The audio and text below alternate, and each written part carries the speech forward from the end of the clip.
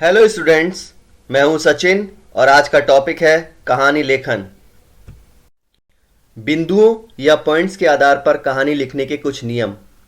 कहानी का उचित शीर्षक यानी टाइटल लिखना चाहिए। कहानियों के बिंदुओं यानी पॉइंट्स को एक बार पूरा पढ़ना चाहिए। कहानी बिंदुओं के आधार पर होनी चाहिए। कहानी हमेशा पास्ट या भूतकाल में लिखी जानी चाहिए। कहानी सरल और स्वच्छ शब्दों में लिखनी चाहिए। कहानी 70 से 80 शब्दों से अधिक नहीं होनी चाहिए। कहानी के अंत में मॉरल सीख लिखना चाहिए। दिए हुए बिंदुओं के आधार पर कहानी लिखिए, उचित शीर्षक और सीख भी लिखिए। राम और माता पिता, सुखी परिवार, राम का हमेशा मोबाइल पर लगे रहना, माता पिता का परेशान होना, कान में ईयरफोन, कई बार ईयरफोन के लिए मना करना, राम का ध्यान न देना, सड़क पार करना, हॉर्न न सुनाई पड़ना, दुर्घटना होना, सीख। तो जब हम इन सब पॉइंट्स को पढ़ते हैं तो सबसे पहले हम इसका कीवर्ड ढूंढते हैं जो उसका टाइटल होगा। मोबाइल का असर। एक नगर में एक लड़का और उसके माता पिता रहते थे। लड़के का नाम राम था। उनका परिवार एक सुखी परिवार था। राम पूरे दिन कान में ईयरफोन लगाकर मोबाइल पर लगा रहता था। उसके माता पिता उसकी इस आदत से बहुत परेशान थे। उन्होंने कई बार उसे ईयरफोन का प्रयोग करने से मना किया, लेकिन राम उनकी बातों पर ध्यान नहीं देता था। एक दिन राम कान में ईयरफोन लगाए हुए सड़क पार कर रहा था, तभी पीछे से एक कार ने हॉर्न बजाया। ईयरफोन के कारण उसे उस कार का हॉर्न नहीं सुनाई दिया और कार से उसकी टक्कर हो गई, यानी दुर्घटना हो गई। उसे गंभीर चोटें आई। सीख। हमें मोबाइल तथा ईयरफोन का इस्तेमाल ज़रूरत से ज़्यादा नहीं करना चाहिए। एक जैसे दो बच्चे, अलग अलग पालन पोषण। एक को जंगली जानवरों के बीच पालना, दूसरों को साधुओं के बीच। कुछ सालों बाद व्यवहार में अंतर, जानवरों जैसा, साधुओं जैसा। सीख। तो इसका टाइटल होगा जैसी संगति वैसा असर। एक बार एक जैसे दो बच्चों को अलग अलग स्थानों पर पाला गया। एक बच्चे को जंगली जानवरों के बीच पाला गया और दूसरे बच्चों को साधु संतों के साथ पाला गया। जब वे बड़े हो गए तो दोनों के व्यवहार में बहुत अंतर था। जो बच्चा जंगली जानवरों के साथ पाला गया वह जानवरों जैसा व्यवहार करता था। दूसरा बच्चा साधुओं के साथ पलकर साधुओं की तरह व्यवहार करता था। सीख। हमें सदैव अच्छे लोगों की संगति करनी चाहिए। बिच्छू का नदी में बहना। साधु का स्नान करना। बिच्छू को बचाने के लिए हथेली पर उठाना। बिच्छू का काटना। पानी में गिरना। पुनः उठाना। फिर से काटना। पानी में गिरना। अंत में उठाकर किनारे पर रखना। शिष्य का पूछना।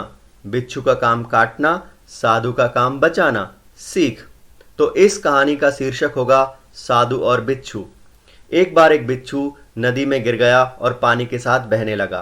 किनारे पर एक साधु स्नान कर रहा था। साधु ने उस बिच्छू को बचाने के लिए अपनी हथेली पर उस बिच्छू को उठा लिया। बिच्छू ने साधु के हाथ में काट लिया। बिच्छू हाथ से छूटकर नदी में गिर गया। साधु ने उसे बचाने का फिर प्रयास किया। बिच्छू ने फिर से काटा और वह पानी में गिर पड़ा। साधु ने उसे तीसरी बार में उठाकर किनारे पर रख दिया और उसकी जान बचा ली। उनके शिष्य ने इसका कारण पूछा तो साधु ने बताया कि बिच्छू का काम काटना है और साधु का काम बचाना, यानी दुष्ट का काम दुष्टता करना है और अच्छे इंसान का काम अच्छा करना है। दोनों ही अपना काम कर रहे हैं। सीख। हमें दुष्ट लोगों से दूर रहना चाहिए। एक नगर में टोपी बेचने वाला, दोपहर में पेड़ के नीचे सोना, पेड़ के बंदर, टोपियां उठा ले जाना, आँख खुलना, बंदरों का टोपी न देना, पत्थर फेंकना, पेड़ के फल फेंकना, अंत में उपाय सूझना, अपनी टोपी उतार कर फेंकना, बंदरों द्वारा टोपी उतार कर फेंकना, टोपियां मिलना। सीख। इस कहानी का शीर्षक होगा नकलची बंदर। एक नगर में एक टोपी बेचने वाला था। दोपहर के समय एक पेड़ के नीचे छांव में वह नीचे लेट गया। उसे नींद आ गई। जब उसकी आंख खुली तो उसने देखा कि बंदर उसकी सारी टोपियां लेकर पेड़ पर चढ़ गए। टोपी वाले ने टोपियां लेने के लिए बंदर पर पत्थर फेंके तो बदले में बंदरों ने पेड़ से फल फेंके। अंत में उसे एक उपाय सूझा। उसने अपनी टोपी उतारकर जमीन पर फेंक दी। बंदरों ने भी ऐसा ही किया। टोपी वाले ने सारी टोपियां एकत्र की और चला गया। सीख। मुसीबत के समय हमें बुद्धि से काम लेना चाहिए। एक साधु, सुंदर घोड़ा, शाम को घोड़े पर घूमना, एक डाकू की नज़र, बूढ़ा बनकर सड़क के किनारे बैठना, साधु का घोड़े पर निकलना, सहायता के लिए आवाज़ देना, घोड़े पर बिठाना, घोड़े पर कब्जा करना, साधु द्वारा इस घटना को किसी को न बताने की विनती करना, लोग किसी की सहायता नहीं करेंगे, डाकू का दिल बदलना, घोड़े का वापस आश्रम में छोड़ देना।